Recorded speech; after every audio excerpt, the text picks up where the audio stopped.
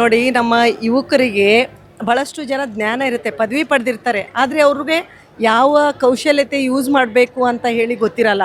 Specially the communication skill ಅವ್ರಿಗೆ technical knowledge ಭಾಳ ಇರ್ತೈತಿ, ಆದರೆ ಕಮ್ಯುನಿಕೇಷನ್ ಸ್ಕಿಲ್ ಭಾಳ ಕಡಿಮೆ ಇರ್ತೈತಿ.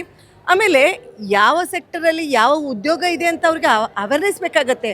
ಹಾಗಾಗಿ ಒಂದೇ ಸೂರಿನಡಿ ಇಬ್ಬರನ್ನು ಸೇರಿಸಿದರೆ ಅವ್ರು ಹೆಂಗೆ ವೆಜಿಟೇಬಲ್ ಪಿಕ್ ಮಾಡ್ತೇವಲ್ಲ ಹಾಗೆ ಎಲ್ಲ ಕಡೆ ಹೋಗಿ ನೋಡ್ಬೋದು. ಅವರು ಯಾವುದು ಉದ್ಯೋಗ ಇದೆ, ಇದು ಬೇಕಾ ಇಲ್ಲ ಬೇಡ, ಇನ್ನೊಂದು ಕಡೆ ಹೋಗ್ಬೋದು.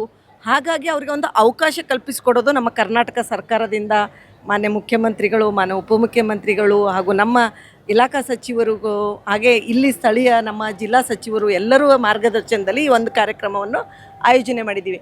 ಈಗ ಸಪ್ತಮಿ ಗೌಡರು ಒಂದು ಮಾತಾಡಿದರು, ಅಲ್ಲಿ ನೀವೆಲ್ಲ ಉದ್ಯೋಗ ಹೆಣ್ಮಕ್ಳ ಬಗ್ಗೆ ಭಾಳ ಮಾಡಿದರು. Because being a women she knows that how much important earning a money for a women. ಏನು ನೀವು ಒಂದು ಏನೋ ಲಿಪ್ಸ್ಟಿಕ್ ತೊಗೋಬೇಕಾದ್ರೂ ಅಥವಾ ಒಂದು ಪೌಡರ್ ತೊಗೋಬೇಕಾದ್ರೂ ನೀವು ಕೇಳಬೇಡಿ ಯಾರಿಗೂ, ನೀವೇ ಅರ್ನ್ ಮಾಡಿ ಅಂತ ಹೇಳಿದರು.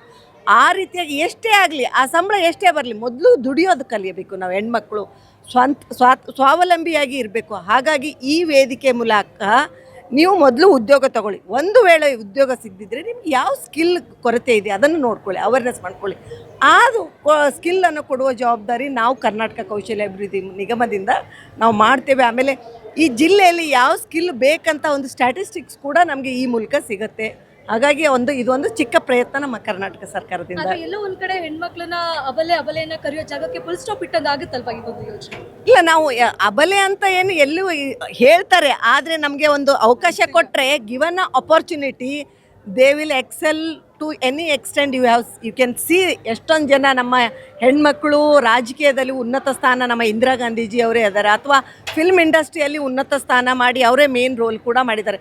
ಎಕ್ಸಾಂಪಲ್, ನೀವು ಕಾಂತಾರ ಅಂದ ತಕ್ಷಣ ಫಸ್ಟ್ ನೆನಪು ಬರೋದೇ ಸಪ್ತಮಿ ಗೌಡ ಅವರು. ತುಂಬ ಒಳ್ಳೆಯವಾಗಿ ಆ್ಯಕ್ಟಿಂಗು, ಆ ಸ್ಕಿಲ್ ಇದೆ ಅವ್ರದ್ದು ಅಂತ ಹೇಳಿ. ಹಾಗಾಗಿ ಇದು ಒಂದು ನಾವು ಕರ್ನಾಟಕ ಸರ್ಕಾರದಿಂದ ಇದೊಂದು ಹೆಜ್ಜೆ ಮಾಡ್ತಾ ಇದ್ದೀವಿ.